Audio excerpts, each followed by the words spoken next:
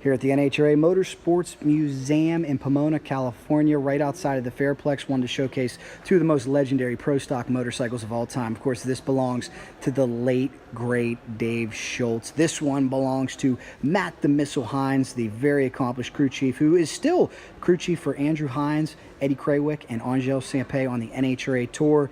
Two really legendary and iconic motorcycles. How about Dave Schultz? When the Hayabusa came out, decided to develop the Hayabusa body. He was ahead of his time in so many ways. Michael Beeland, drag racing expert, joins me. Mike, what do you think of when you see these two masterpieces over here? It reminds me of when the manufacturers were very, very behind motorcycle drag racing. They've kind of got away from that, but Suzuki put a lot of money behind this effort, a lot of wind tunnel testing with Dave in his suit, like in the wind. You can see even the wheelie bar panels have NACA ducts, they're called. Wow. To straighten out the wind turbulence from behind the rider's legs and get it behind the rear wheel and back in a straight path. I remember seeing videos of this bike in the wind tunnel, and it's much larger than any other bike at the time and wider. But the way they shaped it, it got the wind around Dave and gave him an advantage. Obviously, that's why there's a #1 plate on the side. Well, one of Dave's famous quotes was, "Don't ever forget that 100 pennies adds up to $1." And I think Dave was one of the few motorcycle racers that spent a lot of time in the wind tunnel. Yeah, and a lot of trickery with the loosening up of the brake calipers and lightweight everything, and he was ahead of his time. He had a great team behind him. He sure was. And the Hayabusa, Dave knew that if there was a way to attract Suzuki in 1999, it was go with the new bodywork. Now, what's amazing though is, unfortunately, this body style didn't really catch on. As we see the pro stock motorcycle racers now, they still prefer the GSXR bodywork. Yeah, GSXR. Yeah, they say it's better. Say it's better, a little sleeker, a little slimmer. That's what they like. Of course, this one belongs to Matt Heinz. This motorcycle was dominant for so long on the NHRA Tour. Vance and Heinz, always an impressive force, and they will be again this year. It's got to mean a lot to Matt to have his motorcycle enshrined. What do you think? Oh, it's got to be, man. And now he's a winning crew chief.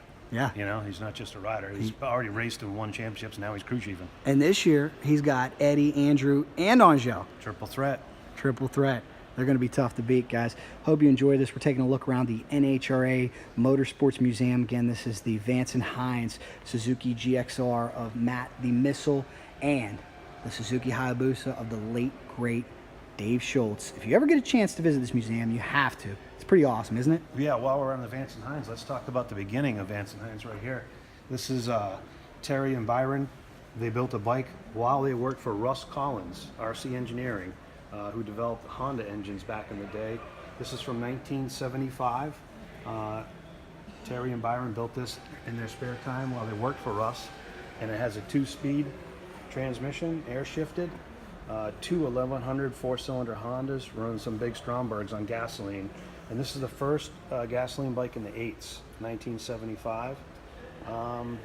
And it was faster than most bikes out there at the time. And this is what led to Russ Collins building his 3-engine bike, which ran on nitro, the crazy Topeka Santa Fe crazy 3-engine machine, which is now being restored. Now being And they're restored. gonna bring it back out. It's a pretty cool Facebook page, RC Legacy it's called, and everybody's helping bring that bike back. I'm going to throw a little teaser out since you mentioned it.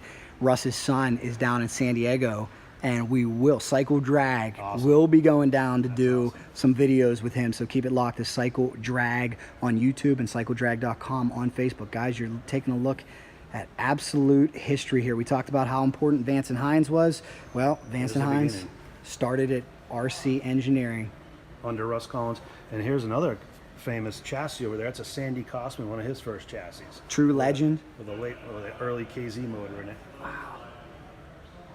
Simplicity in its finest form right there, a motor and 2 wheels. Some awesome bikes on display. And then we have even some older drag bikes down here, don't we? Some older Twin Triumphs, pre-unit, single engine, twin engine. That one's got an AMO with remote float bowls. To get enough fuel into the carburetor, you would remotely mount the float bowl. That is so cool. Some really nice old stuff. Sure is. Well, guys, as I said, if you got any stories about these motorcycles, if you know anything about any of them, please share. Here's a double kill switch, which are a set of Chevy points. You would just open that, put your leather strap in, and tie that around your wrist. So when you pull it out, it would hit ground and kill the motor. There's 2 of them here, 1 for each motor. simplicity. We've come a long way with technology, Just a haven't we? little bit, yeah. But they made do with what they had, and they went fast with those little 5-inch, 4-inch tires and stuff. They were still going fast. We sure were. Take a look at this. How far has motorcycle slick technology came? Right here, I'll put my hand down there. How about that? Now we have 14-inch wide tires. Yeah, that's you know? probably a front tire for some of these guys. Wow.